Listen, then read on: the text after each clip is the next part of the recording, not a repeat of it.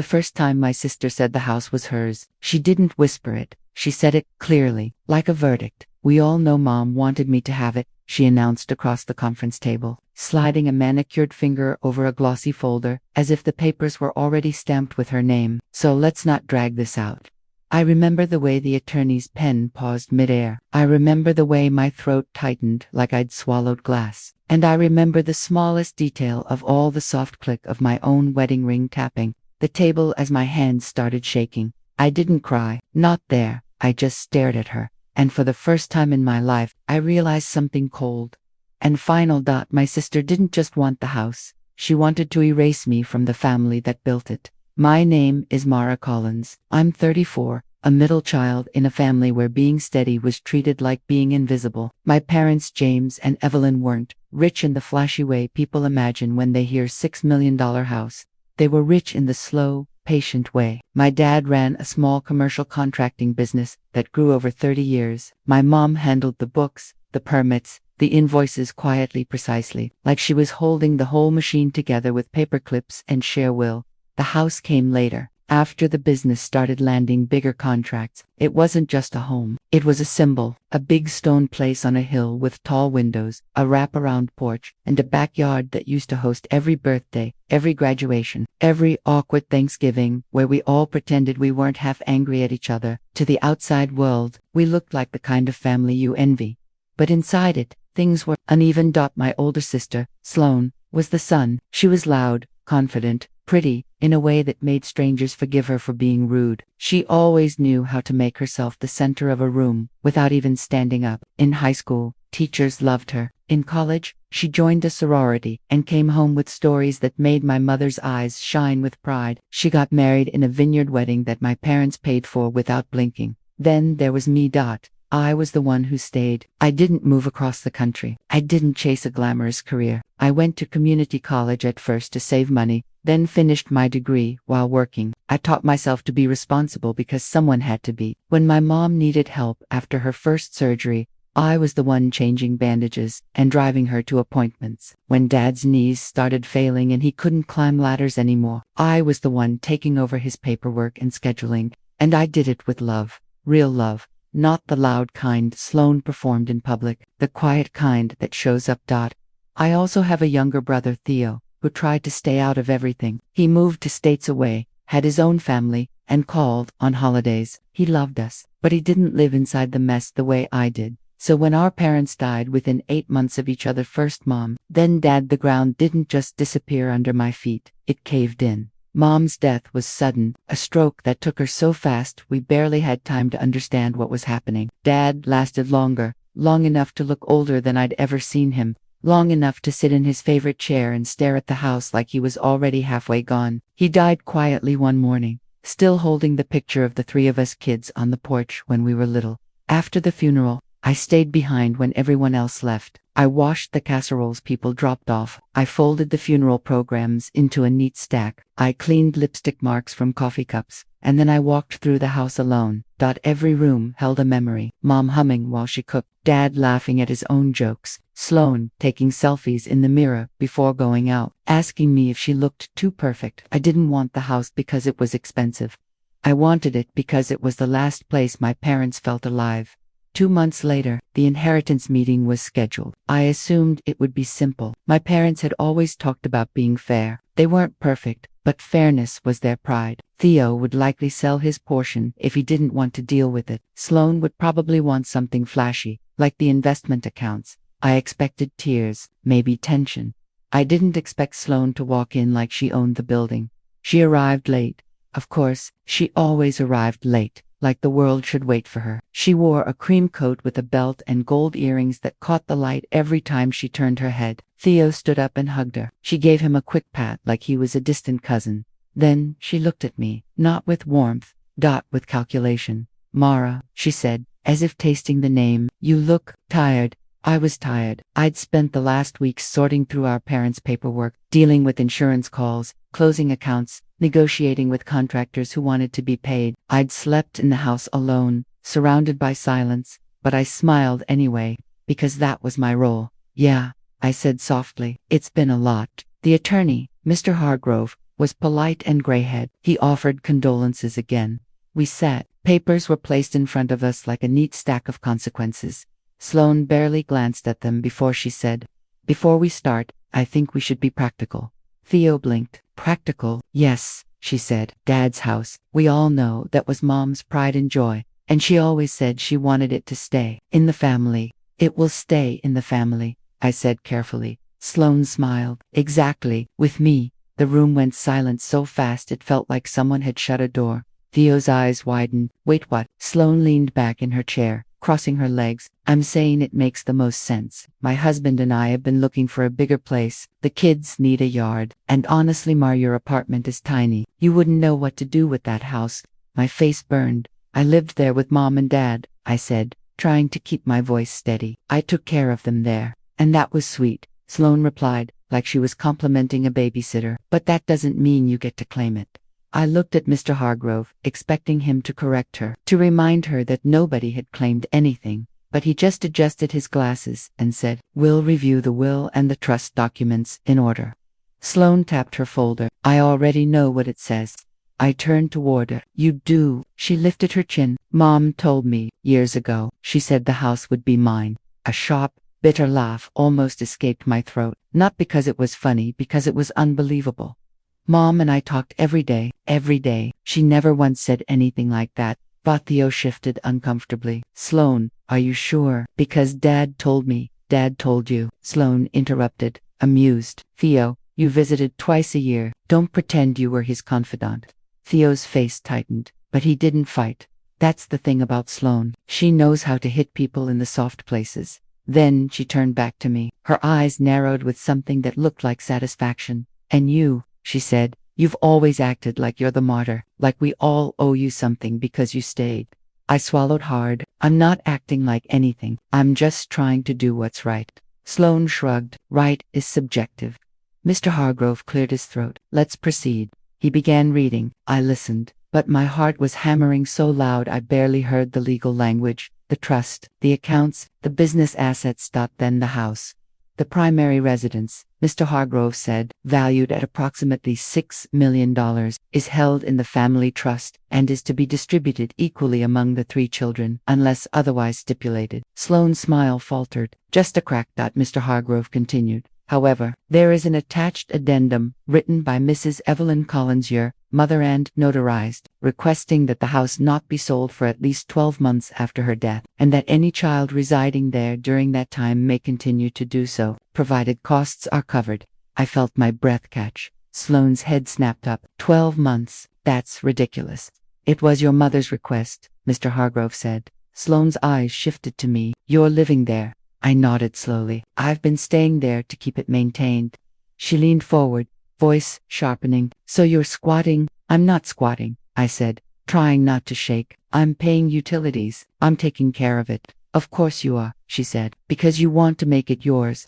Theo spoke up softly. "It's equal shares, Sloane." "That's fair." Sloane laughed once, bitter and loud. "Fair. You think it's fair that Mara gets to play housekeeper and then walk away with the prize." "The prize," I repeated, hurt burning behind my eyes. "Our parents died." Sloane's expression tightened, like she hated that I'd said it out loud. Then she did something I didn't expect. She reached into her bag and pulled out an envelope. "I have something to," she said calmly. Mr. Hargrove frowned.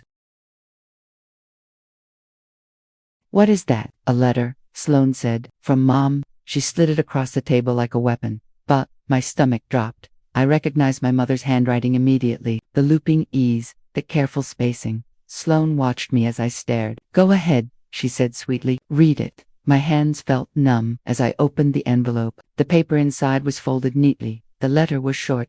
It said, "Sloane deserves the house. She has always been the one who understands me. Mara is strong. Mara will be okay. Please make sure Sloane gets what she needs." The room tilted. I couldn't breathe for a second. Theo leaned closer, reading over my shoulder, then pulled back with a stunned expression. Mr. Hargrove's brow furrowed. "This letter is not notarized. It doesn't supersede the trust, but it proves Mom's intention." Sloane snapped. "And if Mara has any decency, she'll step aside."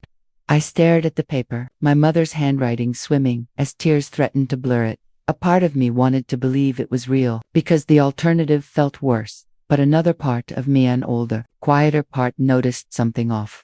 My mother never wrote like that. Deserves wasn't a word she used about property. She used it about kindness, about rest, about love. And the line, Mara is strong, Mara will be okay. My mother said that often, yes, but not like this, not as a reason to push me aside. I looked up slowly. Where did you get this? Sloane's lips curled. From Mom's desk. I found it while you were busy playing nurse. That desk was locked, I said. Sloane shrugged. Maybe Mom wanted me to have access. Theo's voice was cautious. Sloane, this feels strange. Sloane's eyes flashed. Strange because it doesn't go your way. Then she turned to Mr. Hargrove. What are my options? Because I'm not splitting that house. I'm not selling it. I'm keeping it. Mr. Hargrove sighed. Legally, you each own an equal share. If you can't agree, the trust allows for mediation, and as a last resort, a partition action in court. Sloane smiled. Good, let's do it. I stared at her. You'd take us to court, over Mom and Dad's house. She tilted her head. I'd take you to court because you're trying to steal my future. That word steal hit me like a slap. I went quiet. Not because I didn't have anything to say, because something inside me was changing shape. After the meeting, Theo called me in the parking lot, his voice strained. Mara, I'm sorry, he said. I didn't know she'd do that. It's fine, I whispered. It's not fine, he insisted. That let her do. You think it's real? I stared at the steering wheel, hands clenched. I don't know, I said, and that was the truth. But even if it is, I don't recognize the mother in those words. Theo hesitated. What are you going to do? I looked up at the building, at the windows reflecting a pale sky. I'm going to stop being the easy one, I said softly. Then I hung up. That night, I sat at my parents' kitchen table in the big quiet house and spread out everything I had. Bills, trust documents, old folders, my mother's handwritten notes. I didn't open a bottle of wine or blast music like Sloane would have. I made tea. I listened to the hum of the refrigerator. I let my grief sit beside me like a heavy animal. Then I started looking for patterns. My mother kept everything. Receipts for appliances from 10 years ago. Warranties. Letters. If that letter truly existed, there would be traces. A draft, a note, something. I went to her desk. The locked desk. I had the key. Because I'd been the one who helped her organize it. Inside were file folders, labeled in neat handwriting. Taxes, medical, insurance, and a thin folder labeled estate. I opened it with shaking hands. Inside were copies of the trust documents, a list of accounts, and something else, a set of handwritten pages, not a letter, more like a journal entry. My mother's words spilled across the paper in her familiar voice, steady and worried. I'm concerned about Sloane. She spends without thinking. She believes love means being given things. I don't know how to reach her anymore. Mara is the one holding everything together. I'm afraid Mara will be punished for being reliable. My chest tightened. I kept reading. If anything happens to me, I want the children to be equal. I want Mara protected because she will not fight for herself. I want Sloane held accountable because she will fight too hard. This house should never become a weapon. My hands started to tremble as tears fell onto the paper. That was my mother, not the harsh, dismissive version in Sloane's letter. I sat there for a long time, breathing through the ache. Then I made a decision, not a dramatic one, a quiet one. I was going to win, but I was going to win legally, cleanly, in a way that left Sloane with no story to tell herself about being a victim. The next morning, I called Mr. Hargrove. I need a copy of that letter, I said. He sounded cautious. Miss Collins, emotions are running high. I need a copy, I repeated, and I need to know if it was ever notarized, scanned, emailed, or referenced anywhere. It was not part of the official file, he admitted. Your sister presented it unexpectedly. Okay, I said. Then I want a handwriting analyst to look at it. There was a pause. That can be arranged, he said slowly, but it can be expensive. I'll pay, I said, because I knew something else, too. Sloane didn't just want the house, she wanted to break me with shame, and I wasn't going to let her. Over the next 2 weeks, Sloane texted me constantly. She didn't call. Calling requires a real conversation. Texting let her throw daggers without hearing my voice. Don't be selfish. Mom chose me. Everyone knows you're jealous. You're really going to embarrass yourself in court. Just sign over your share, and I'll be generous. The last one made me laugh out loud in an empty kitchen. Generous. With my own inheritance. Theo called again, more nervous this time. She's telling everyone you're trying to steal the house, he said. She told Aunt Denise you've been manipulating Dad for years. I closed my eyes, absorbing the familiar sting. Sloane had always been good at recruiting an audience. Let her talk, I said. Theo lowered his voice. Mara, do you have proof about that letter? Not yet, I admitted, but I'm working on it. And I went through my mother's old emails with permission from Mr. Hargrove. Since we were handling estate matters, I searched for any mention of house, Sloane, inheritance. Nothing matched the letter. I found something else, though, a scanned document my mother had sent to her financial advisor months before she died. It was a list of concerns, Sloane's spending, a loan request Sloane had made, and a note, do not give Sloane direct control of the house without safeguards. My heart pounded. Safeguards. Then I remembered something. A year before Mom died, Sloane asked for money. She'd said it was for the kids. Mom had refused. It caused a huge fight. After that, Sloane barely visited, but she did come by once when I wasn't home. I remembered because I'd found my mother's desk slightly open afterward, like someone had tested the lock. At the time, I assumed Mom did it. I wasn't so sure. I installed security cameras at the house, not to trap her illegally, just to protect the property. It was still part of the trust, and I was responsible for maintaining it. When Sloane found out, she exploded. You're spying now, she screamed in a voicemail. You're pathetic, Mara. You always have to control everything. I listened to it twice, then deleted it, and I waited. Because tension has a way of making people careless. The handwriting analyst's report arrived first. It was concise and devastating. The letter was highly likely to be a traced or copied imitation of my mother's handwriting. Certain pressure points were inconsistent. Some letter formations were unnatural. The spacing suggested hesitation. In other words, someone forged it. My stomach flipped with a mix of nausea and relief. Relief that my mother hadn't truly written those words. Nausea at what it meant about Sloane. I forwarded the report to Mr. Hargrove. Then I asked for mediation. Sloane agreed instantly, probably thinking she'd bully her way through like always. The mediation took place in a neutral office. There was a mediator, a calm woman named Janice, who spoke like she'd heard every kind of family disaster and survived it with her soul intact. Sloane arrived with her husband, Grant, who looked bored and slightly irritated, like he'd been dragged there against his will. His suit was expensive, but his eyes were tired. Theo sat beside me, quiet but present. Janice opened with simple ground rules, respectful language, no interruptions, everyone speaks. Sloane nodded like she was doing charity work. Then she began her performance. I loved my mother, she said, hand pressed to her chest, and she wanted me to have the house.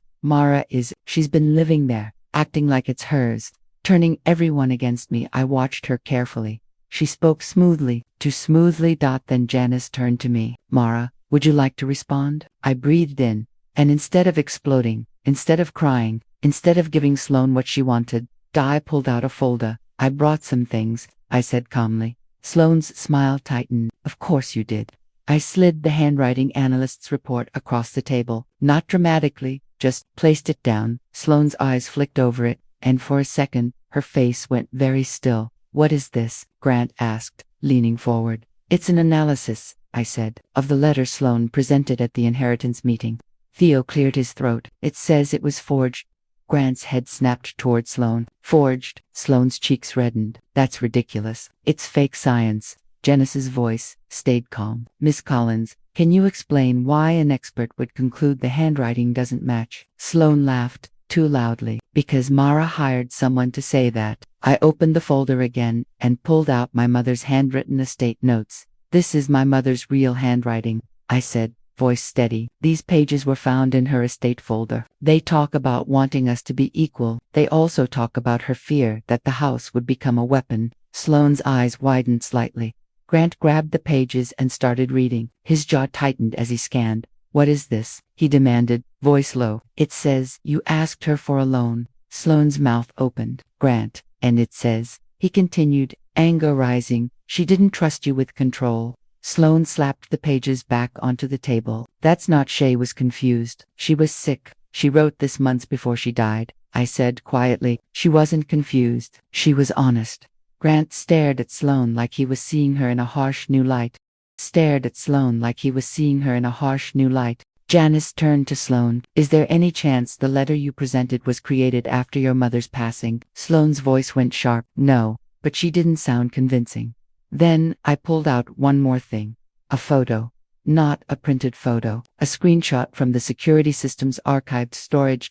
It was from the week after Mom's death, before we changed the locks. A timestamp glowed in the corner. Sloane, standing at my mother's desk, holding a small keyring, her posture tense, her head tilted down toward the drawer. She looked up in the photo, as if she'd heard something behind her.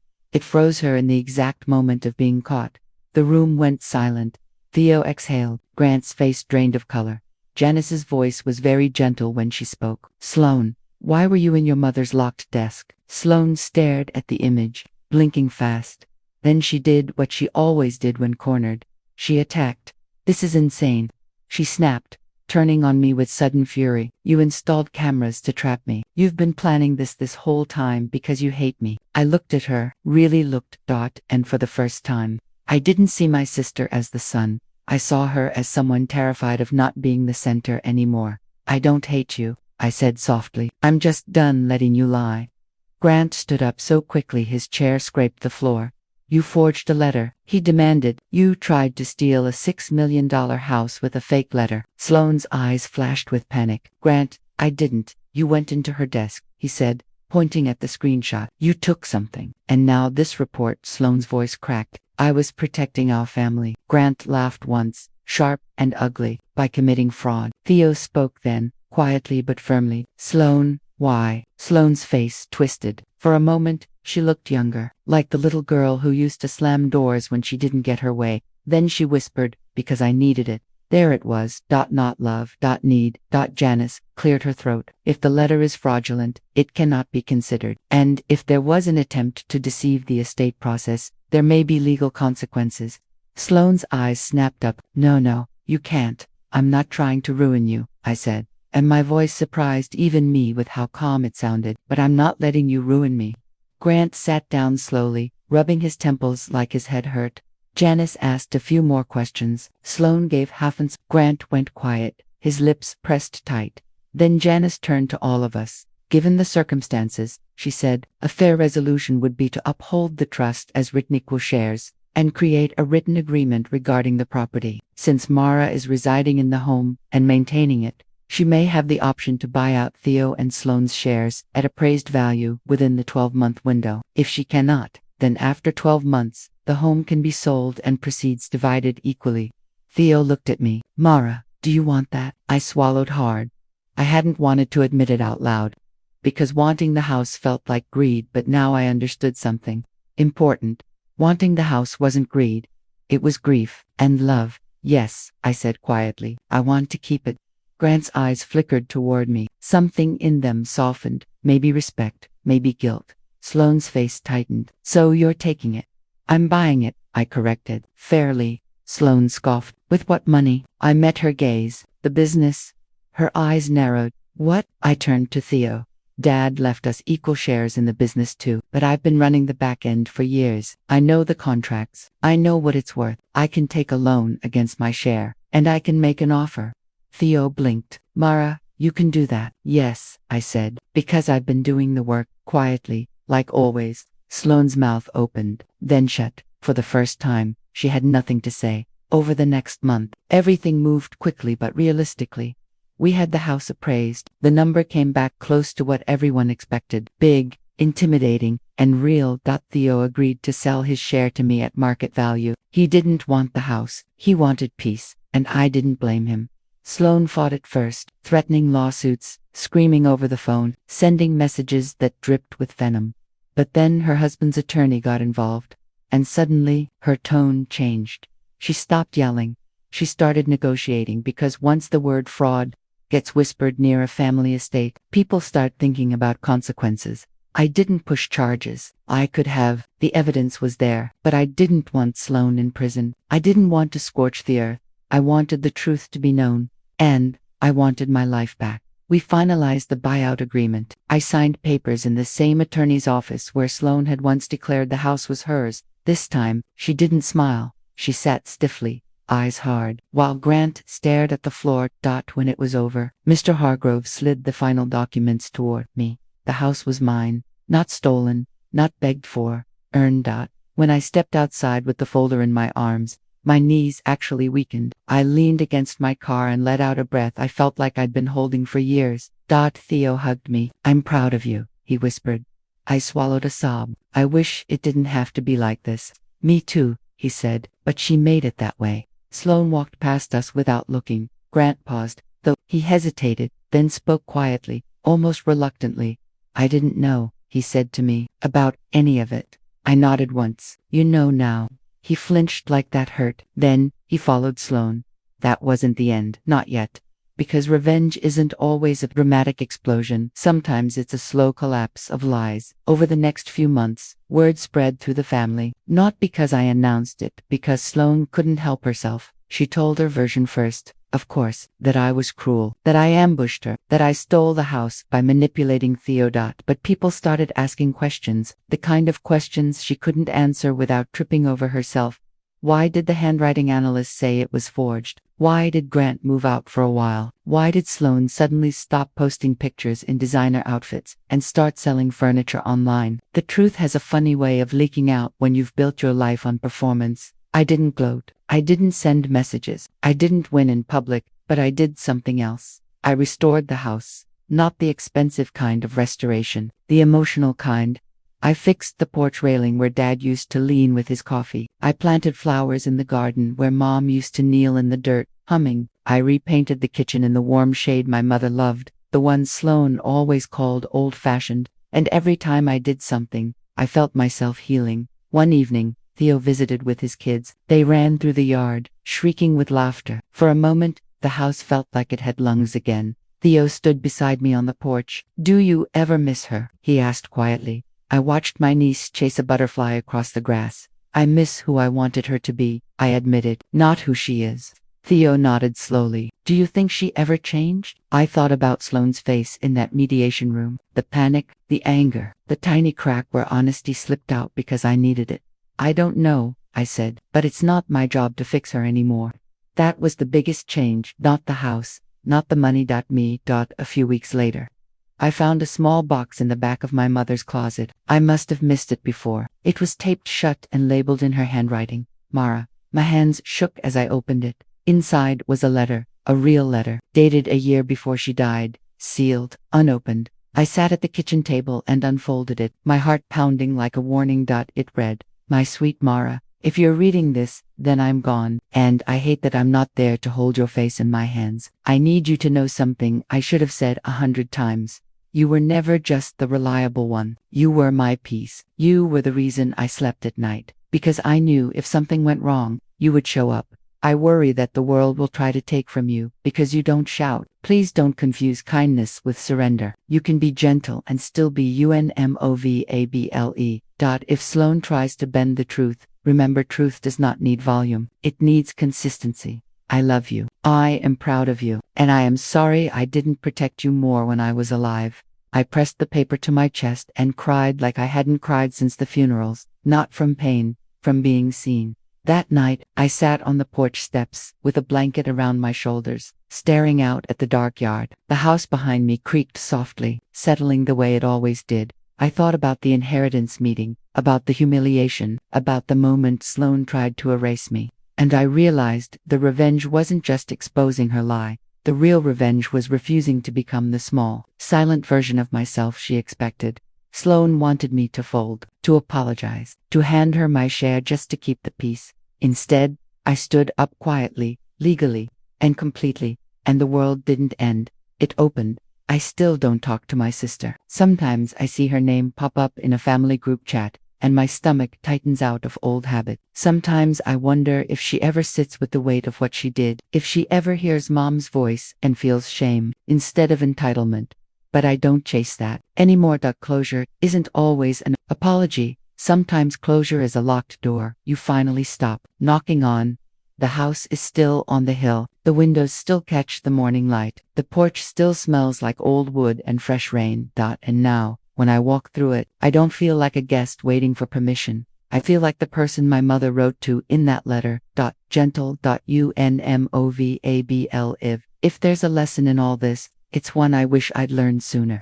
Lesson in all this, it's one I wish I'd learned sooner. People will call you selfish the moment you stop being useful to them. Let them. Because the peace you lose by standing up is never as valuable as the self you lose by staying down.